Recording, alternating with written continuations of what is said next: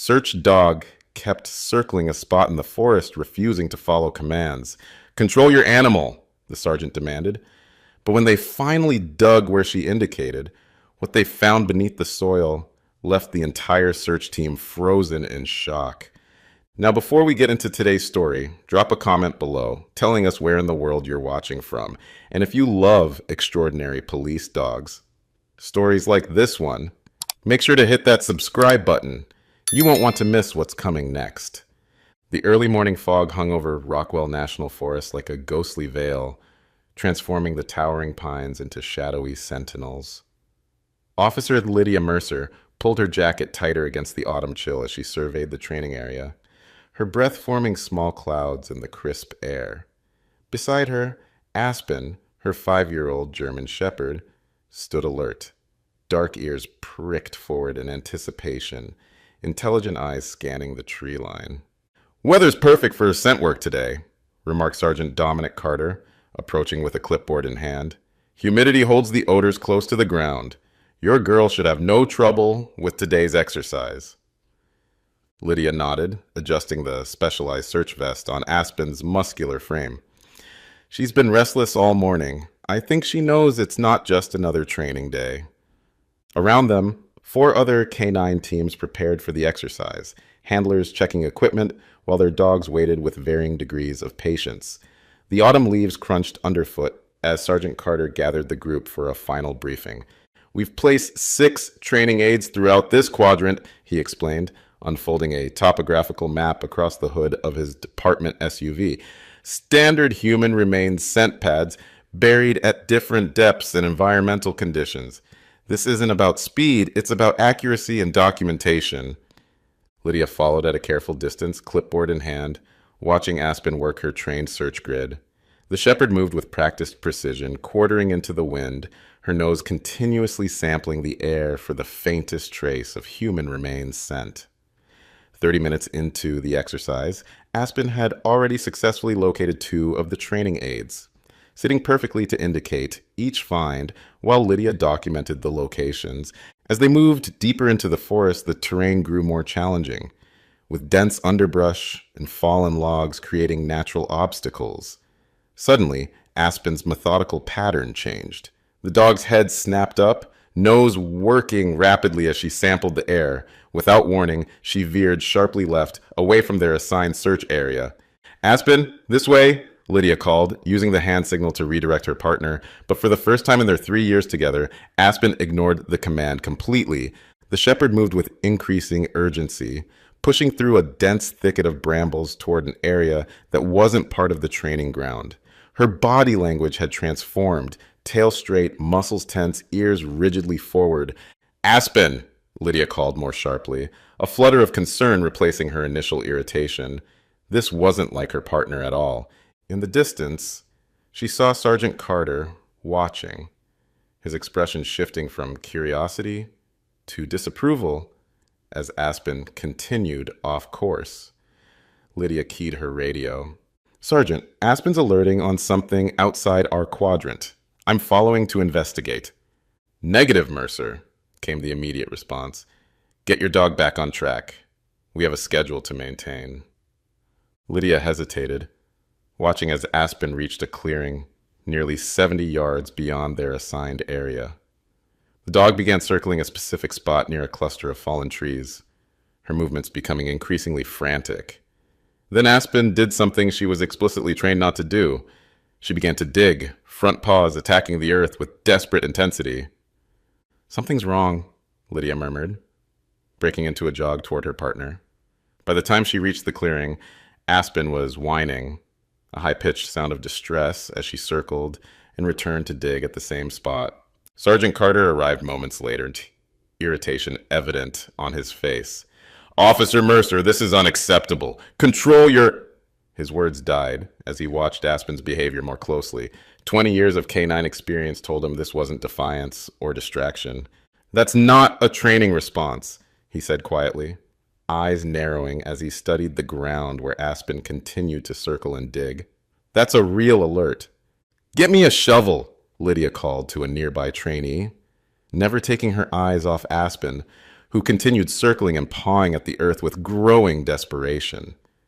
The dog's behavior had shifted from excited to almost frantic, her whines becoming more urgent.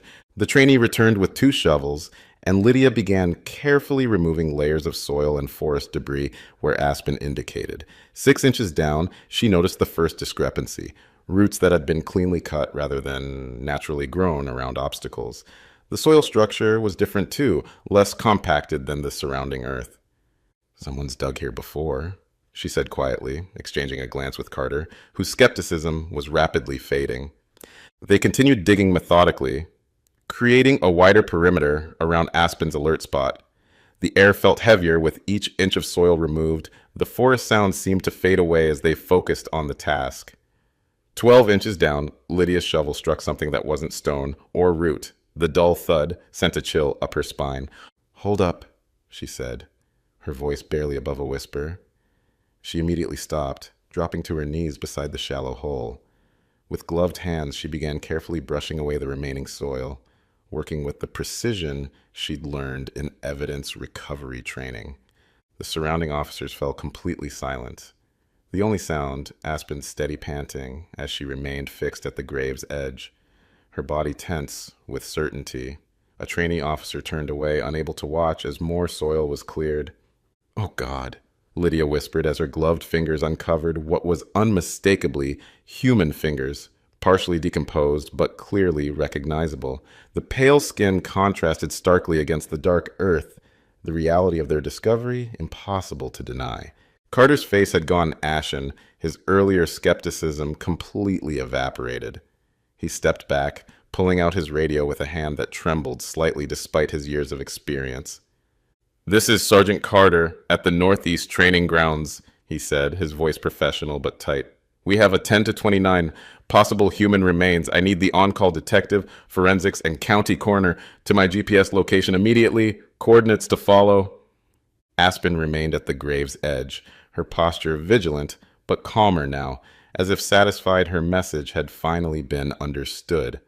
Lydia placed a reassuring hand on the shepherd's shoulder, a silent acknowledgement of her persistence.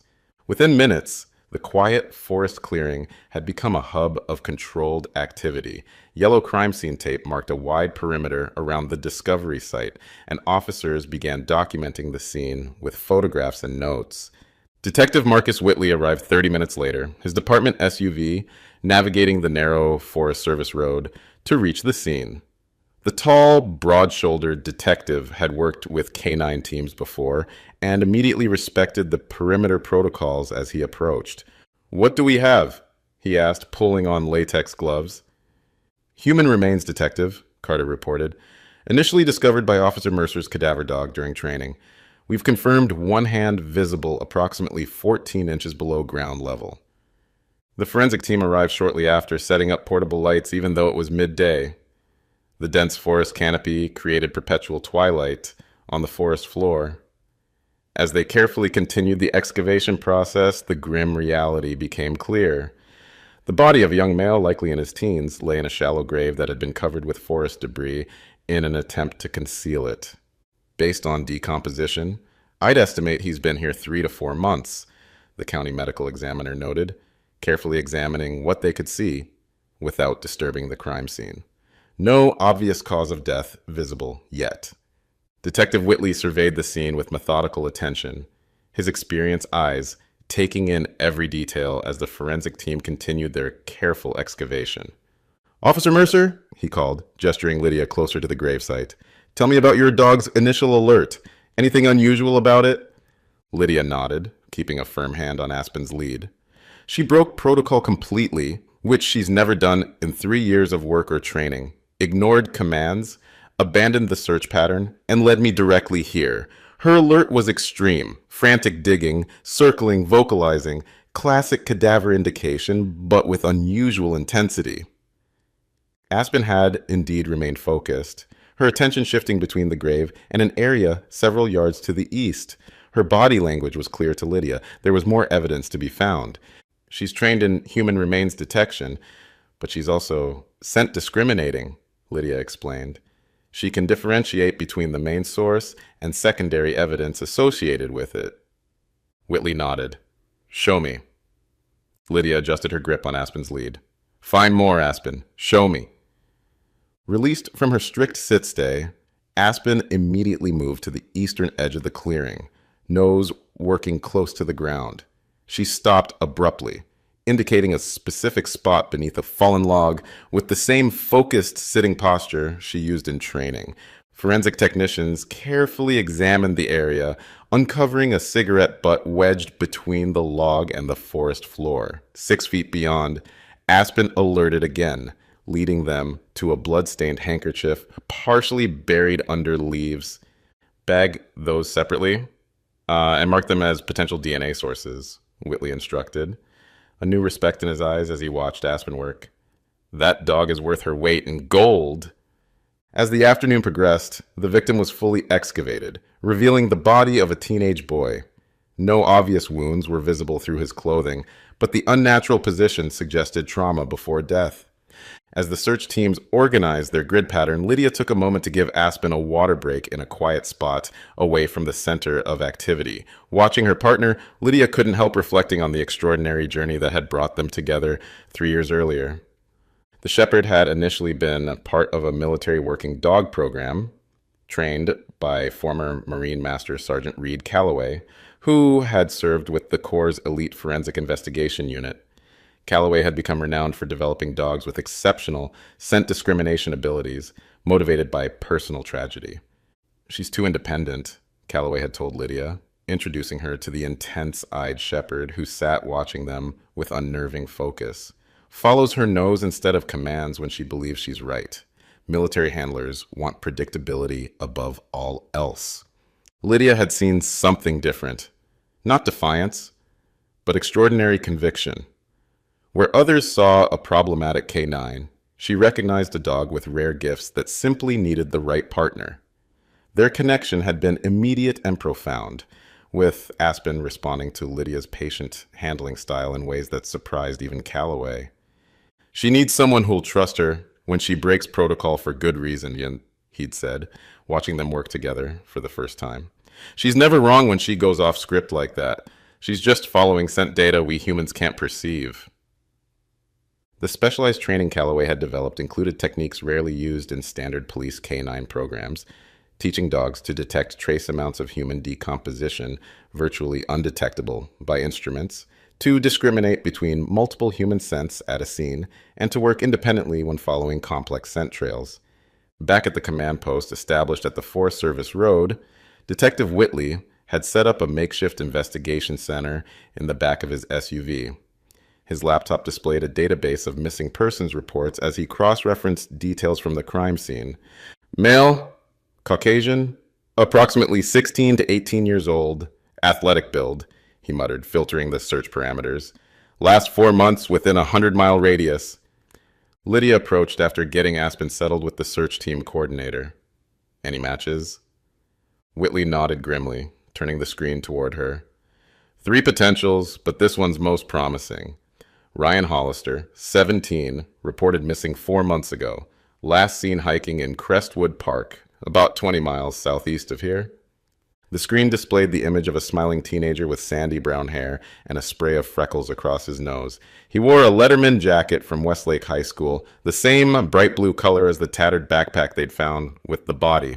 Crestwood is 20 miles from here, Lydia observed.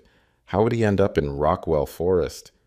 That's the question, Whitley agreed, scrolling through the original missing persons report. According to this, Ryan was an experienced hiker, Eagle Scout, on his school's cross-country team, not the type to get lost or wander that far-off trail. A forensic technician approached with a sealed evidence bag containing the recovered backpack. Detective, we found a student ID in the side pocket, partially degraded but still legible.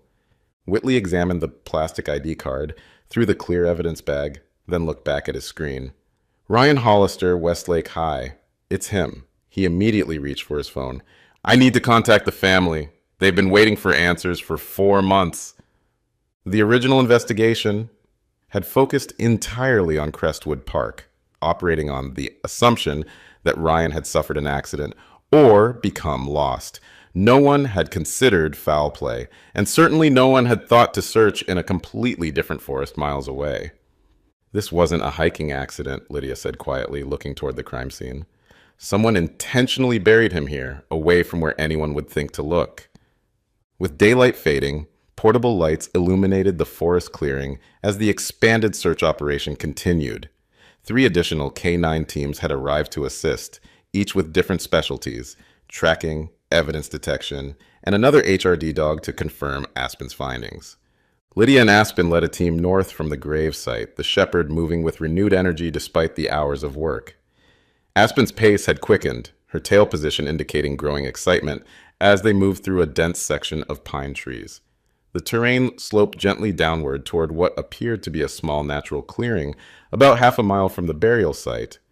"Looks like somebody camped here," observed Officer Ramirez, one of the evidence technicians, shining his flashlight on a fire ring constructed from rocks. Around it, partially buried in leaves and dirt, they found discarded beer cans, food wrappers, and the remains of a temporary campsite. The shepherd focused particularly on several beer cans near the fire ring, sitting to indicate significant evidence. When the technicians photographed and bagged these items, Aspen moved to the edge of the clearing where tire tracks were faintly visible in a patch of muddy ground that had been protected from the elements by overhanging branches. "What have we got?" Whitley asked as he arrived. "Campsite recently used but deliberately obscured," Ramirez reported. "Beer cans, fire pit, evidence of multiple people, and these tire tracks suggest they drove in through the old logging road rather than hiking in from the trails." Aspen continued, working the perimeter of the clearing, suddenly alerting strongly near a pile of rocks at the eastern edge. Carefully removing the rocks one by one, the evidence technicians uncovered a cell phone. Its screen shattered, but the device otherwise intact. It had been deliberately hidden beneath the rock pile, placed in a plastic bag that had protected it from moisture. The forest investigation continued through the night and into the next morning, with teams working in shifts to process the widening crime scene. The preliminary DNA results confirmed the blood on the handkerchief matched Ryan Hollister's type, and the tech team had recovered text messages, photos, and location data from the days before he disappeared. The photos showed 4 teenagers at the campsite they discovered yesterday. Ryan Hollister was easily identifiable, smiling alongside 3 other boys. They were drinking beer around the campfire, their expressions carefree and animated. "These directly contradict the statements his friends gave police," Whitley noted. "They claimed they canceled the trip and Ryan went alone. These photos show all 4 of them were here together." The medical examiner completed the preliminary examination, determining cause of death to be blunt force trauma to the back of the skull, a single powerful impact with a rounded object.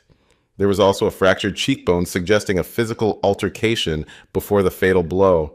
As preparations continued for the afternoon's interrogations, an unexpected break in the case arrived in the form of Park Ranger Caleb Sullivan. The veteran ranger had heard about the discovery on his radio and immediately recognized the location from the coordinates. "About 4 months back, would have been early June, I encountered a group of young men camping illegally in that exact clearing," Sullivan explained. 4 teenagers, all male. They had a lifted Jeep Wrangler, bright red with oversized tires. I approached them about the illegal camping and vehicle use on a closed road. "Did you notice anything unusual about their behavior?" Whitley pressed. The ranger considered thoughtfully. "They seemed nervous, but I chalked it up to being caught breaking the rules. One thing did stand out. They had a lot of camping gear, but it was mostly untouched. Tents still packed, sleeping bags rolled up, but their fire had been burning a while, and there were a lot of empty beer cans." "Like they were preparing to leave in a hurry," Lydia suggested. "Exactly," Sullivan nodded. "I assumed they were just spooked by getting caught. Now I'm wondering if I interrupted them after—" He trailed off, the implication clear. Whitley pulled up the yearbook photos of Ryan's 3 friends on his laptop. "Any of these look familiar?" Sullivan studied the images, pointing without hesitation to Tyler Westfield. This one was definitely there. He was pretty confrontational until the biggest kid calmed him down. He indicated Ethan Drake's photo. "That looks like the bigger one." This unexpected witness account significantly strengthened the case. Sullivan's encounter had likely occurred shortly after Ryan's death, possibly as the remaining teenagers were preparing to flee the scene. The interview room at the county sheriff's department was deliberately austere. A simple table, 4 chairs, and a one-way observation mirror reflecting the nervous face of Jason Morrow. At 17, he looked younger than his age, shoulders hunched defensively as he sat beside his mother and their hastily retained attorney. "Jason," Detective Whitley began, "I'm investigating the death of Ryan Hollister, whose body was discovered yesterday in Rockwell National Forest." The teenager's eyes widened slightly, but he maintained a reasonably composed expression. "That's terrible," he said, voice steady. "Ryan was my friend. We were all devastated when he disappeared."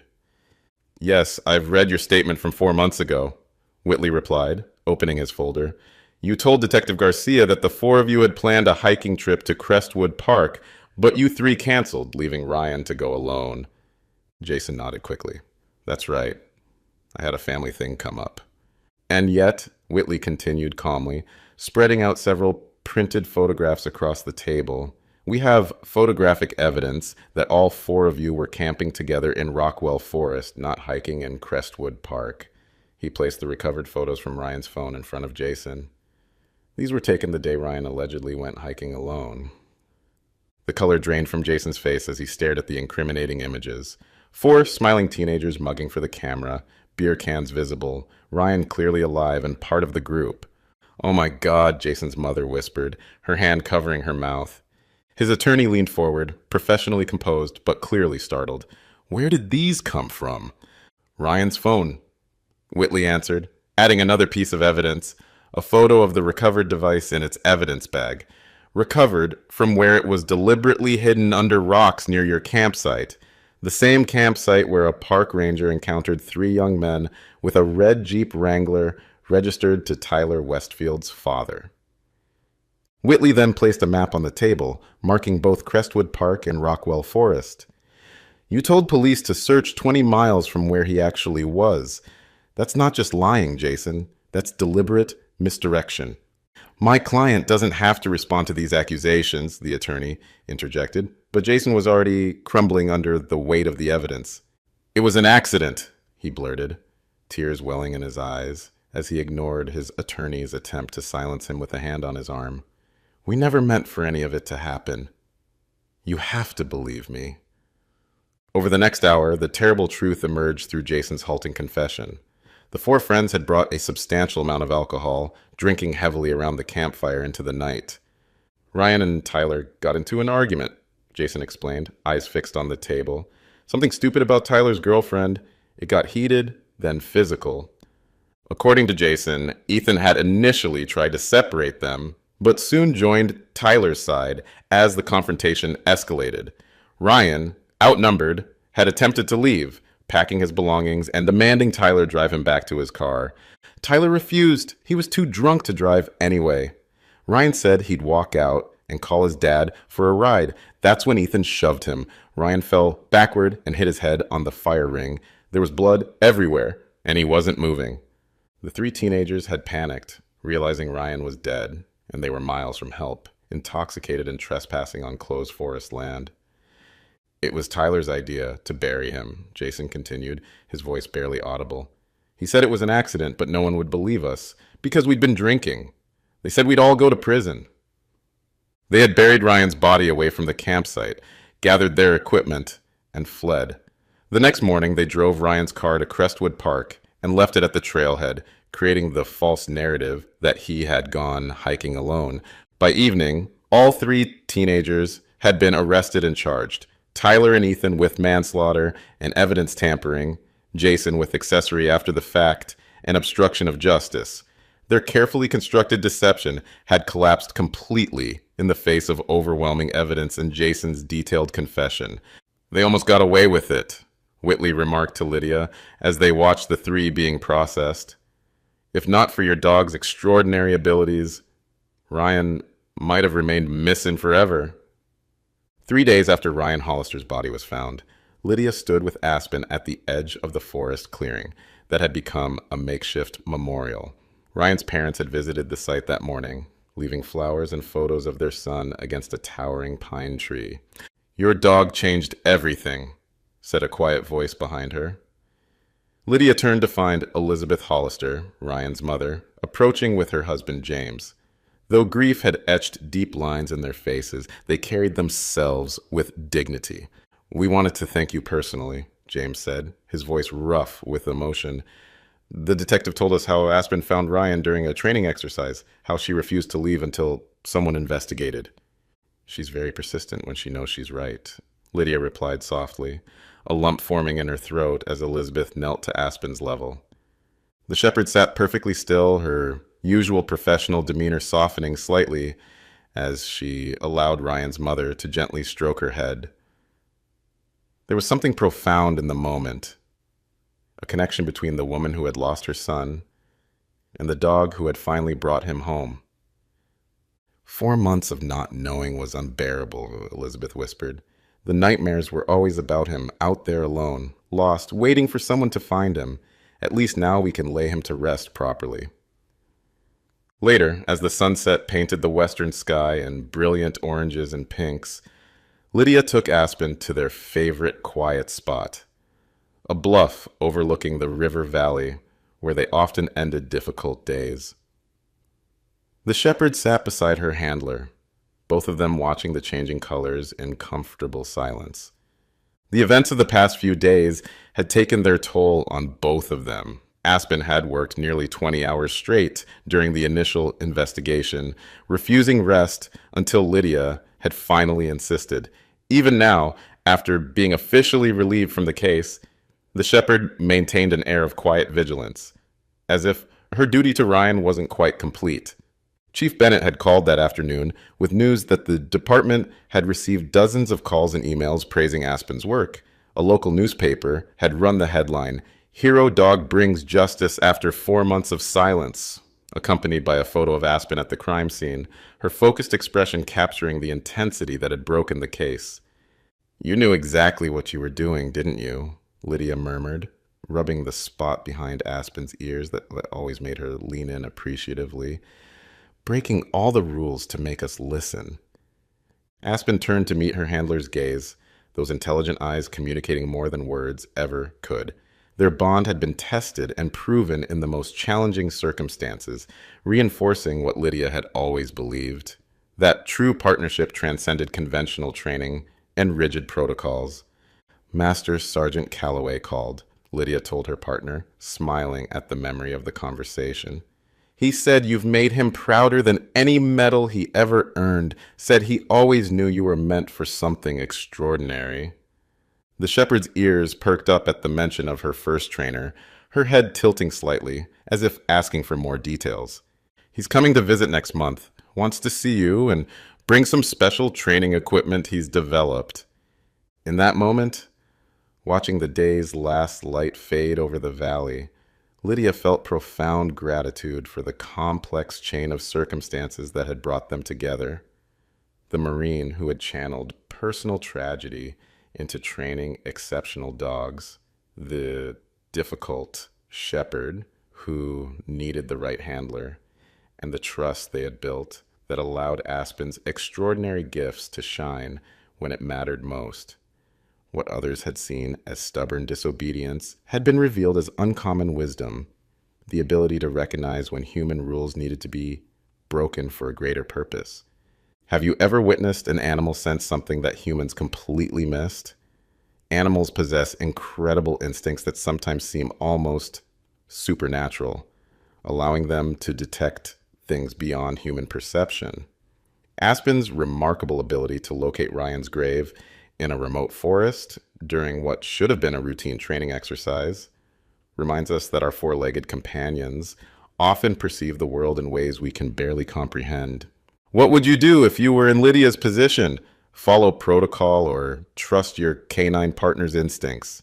It's easy to imagine the pressure she faced when Aspen broke training protocols, potentially embarrassing her in front of her colleagues. Yet that moment of decision to trust her partner, despite all rational objections, ultimately provided closure for a grieving family and justice for a young man who might otherwise have never been found. If this story of canine heroism touched your heart, please hit that like button to help us reach more dog lovers around the world. Don't forget to subscribe to our channel for more extraordinary canine stories. And make sure to press the notification bell so you never miss our new uploads. Share this video with friends and family who appreciate the remarkable abilities of working dogs and the special bond they form with their handlers. Check out our previous Canine Hero stories appearing on your screen right now, including the amazing tale of a police dog who detected a hidden compartment that broke open an international smuggling ring, and the search and rescue dog who located a missing child during a blizzard when all human efforts had failed. We'll see you tomorrow, same time, with another extraordinary story that showcases the remarkable world of working dogs and their handlers.